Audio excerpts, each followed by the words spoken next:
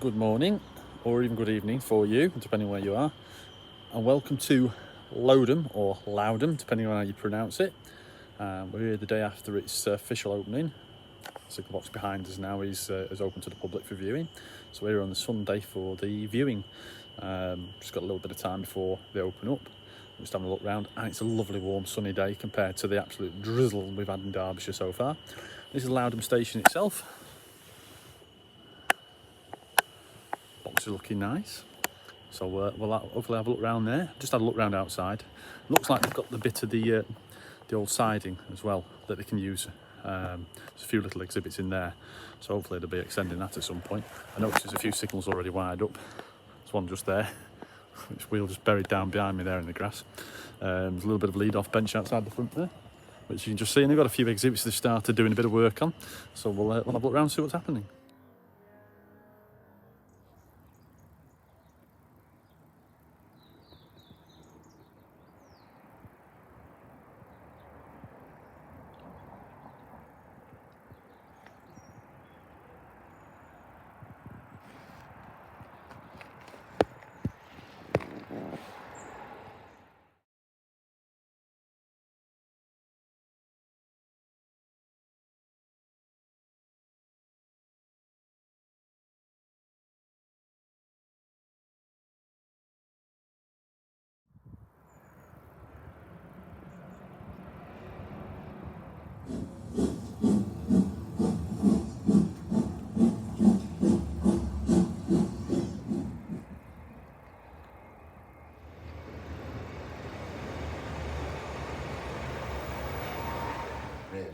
Really? It's been a good job, a long process. A long process. I presume Network Rail gave me a gym for nothing.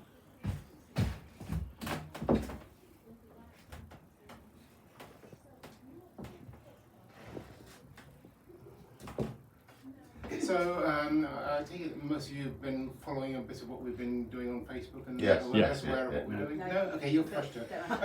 Okay. So the Signalbox closed by Network Rail in September 2016, so 4.5, nearly 5 years ago, and so at that point it changed from being an asset to a liability as far as Network Rail was concerned.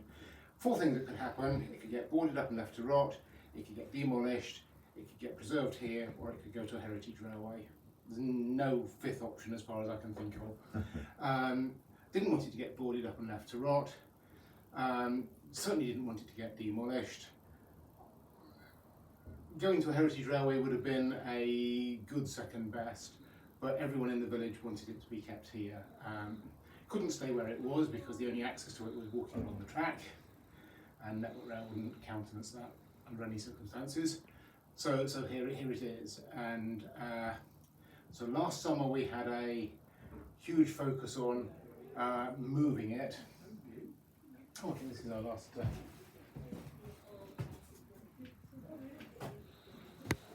Oh yeah, I didn't see that. We're just looking. Hello, Rowena. Hello, Rob. Welcome.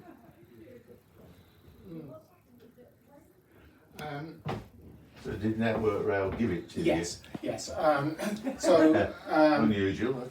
well, no, I suppose it was a liability. exactly. Nothing is free, because although they didn't charge us for the Signalbox, they didn't charge us for checking the plans, they didn't charge us for site meetings, and they didn't charge us for all the protection to keep us safe while trains went by. What they did insist was that we engaged 2 companies of professional civil engineers to draw up plans of the weight of the Signalbox, the strength of the Signalbox and its structural integrity, how and where you could lift it without it falling to pieces, how heavy it was going to be, where the crane was going to be, how much weight was going to be on the pads of the crane, whether there were any drains underneath where the pads were going to be, and so on. And so actually preparing the paperwork, which ran to 130 pages, cost as much as the hire of the crane, the lorry, and 10 contractors on the night. So anyway, we did that, and the pictures of the move are behind you, down there. Then started the long job here of restoring woodwork. So those bits of wood that we've cut out there, and you'll see that there's sort of some new planks, some old planks. What we decided is that we would use the best of the planks that we got to do the front and ends, and they were the original planks, and we'd temporarily get some weatherboarding on the back here, and actually all this weatherboarding has shrunk so much that it's leaving half-inch gaps between each board, which they were all butted up nicely when we did it.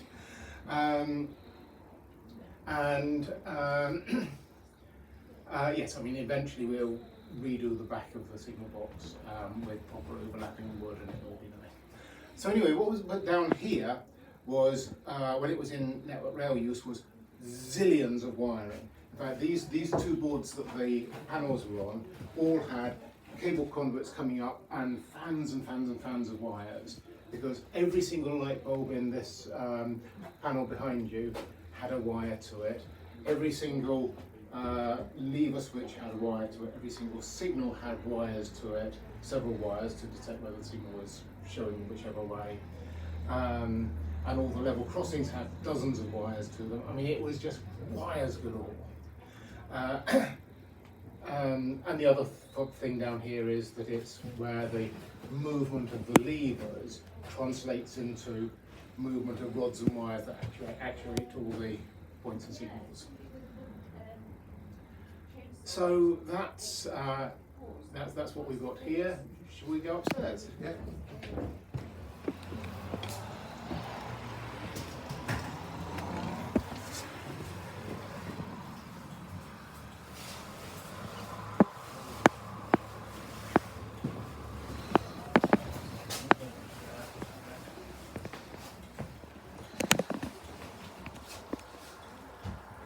So we were very lucky to come across this photo, which I'd known about for some years because I'd seen a copy of it in a press cutting. And the press cutting is John Hammond, age 65, retiring after 49 years of sickness-free service to the railways. So 49 years with not a single day's absence.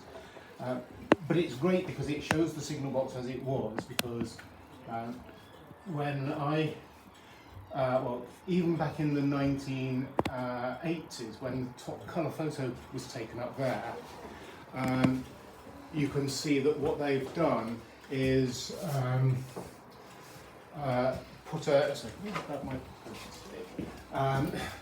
what they've done is put along the front of the shelf there a single plank of wood running the whole length, rather than the short bits there. So although the original shelf was still there in the early 80s, it was sort of hidden. And then by the late 80s, they took away all these lovely wooden instruments. They ripped out the level crossing gates and put in barriers. They put in a modern black MDF shelf that was full of wires. They replaced that with the one that you saw downstairs with all the train indicators, and gave it a bit of a modernisation. And then over the years it's been gradually modernised. When we took it over, there was a cabinet of electronics here that controlled 5 other level crossings, and there was a computer screen here, and there was another computer screen up over there, and there was an MFI sync unit here, and it was just crammed full, and it also had a suspended ceiling. But if you could look behind all that, it hadn't actually been changed that much. It still had its old wooden window frames, not UPVC. And you can see, if you're looking through the glass, they're all sort of delightfully ripply. I mean, particularly if you look at these two windows here. From here, you can see that they are delightful old vintage Victorian glass. So we still had a lot of that. And the lever frame was all here.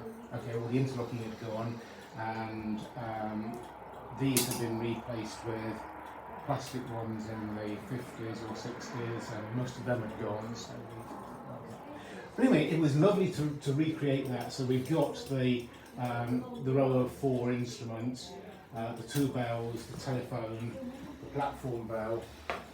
I'll just see if the folks downstairs are awake. The bell was originally actually on the platform, and it was how the signalman would warn the station master that there was a train coming, and he'd give one ring or two rings, depending which way it was going. Yes, I mean, what was really delightful about this photo was seeing some of the detail isn't sort of strictly railway detail, seeing that there was an OXO tin and a pair of shoes up here, and I started asking around the detail what's going on here, and several people said, well, an old OXO tin was a perfect size for putting your lunchtime sandwiches in, and if a signalman was in the signal box for the entire shift but didn't have to go outside for very much, then they'd very often put their shoes on the shelf and wear slippers so as to keep the place clean. So it's little details like that that we've been finding. As we started uncovering things, we found some of the original paint. So that dark brown, we've seen that paint all over the signal box. The whole of the inside of the signal box was that dark brown back in 1896. So anyway, what did the signalman do? Originally, before they had electricity, the only way you could stop a train running into the back of each other was time interval. So you let a train go by, for the next 5 minutes you show a yellow flag, for the next 5 minutes you show, for the first 5 minutes you show a red flag, next 5 minutes you show a yellow flag, and after that you show a green. And that means if you see a green flag, you know that there's at least 10 minutes gap between you and the next train, unless it breaks down and stops in a section, in which case you could still run into that anyway. So it wasn't a great system. It sort of worked some of the time. So they said, how about having a signal box at each station and giving permission for each train so that there was only one train in a section. And so we've got an instrument here that you receive permission to send a train to Burton Joyce, and here's an instrument you give permission for Burton Joyce to send a train to us. So I have a little simulator.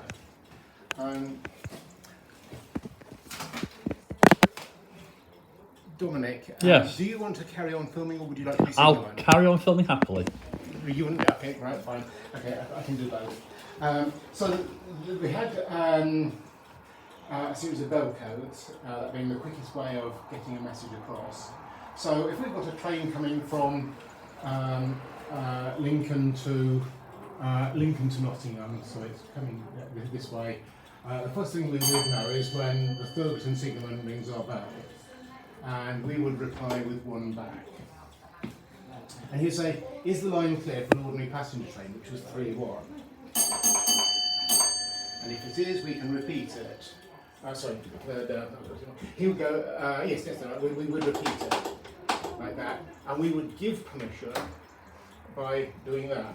And in fact, a needle in Thurberton Signalbox has also gone to line clear. So then when he's ready, he sends the train, and 2 bells is that, which we acknowledge, I should just undo that, and put it to train online. Now if the train's coming, we'd better get permission to send it on to the next place. So we call attention, and they reply. And so, is line clear for an ordinary passenger train? 3-1. And they've given us a line clear. So, at about this point, the train's on its way. It only takes a few minutes to get from Ferguson to here. And so we've got, this is where I'm trying something new. So eventually the train will hit a detector and will ring a train announcing bell. And so that's our signal to unlock the gates, and we would then have a big wheel that we then wind round about 20 times to actually move all the wooden gates across the road. And we'd then be able to pull the signals. Now if you look out that window there, you'll see that I can pull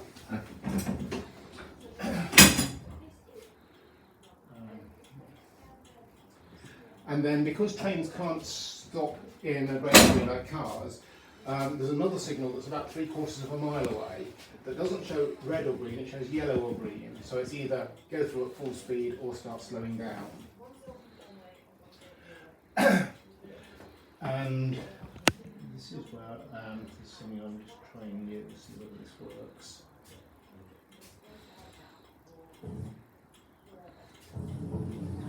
Yeah, so at this point the train comes. So as the train's coming, we can put the distance signal back because it's gone past that.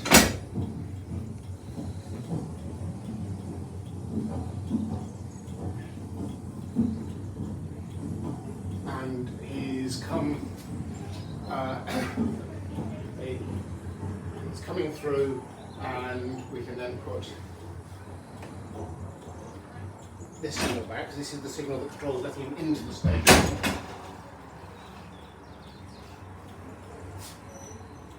And now that the train's come to a stand in the station, you can unlock the level crossing gates and wind the handle to let the cars through.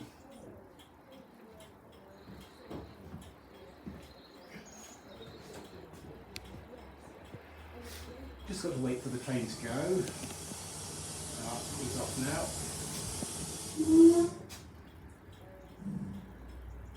So at this point we then tell Burton Joyce that the train's on its way, which is 2 bells, which he will then acknowledge and predict the train online.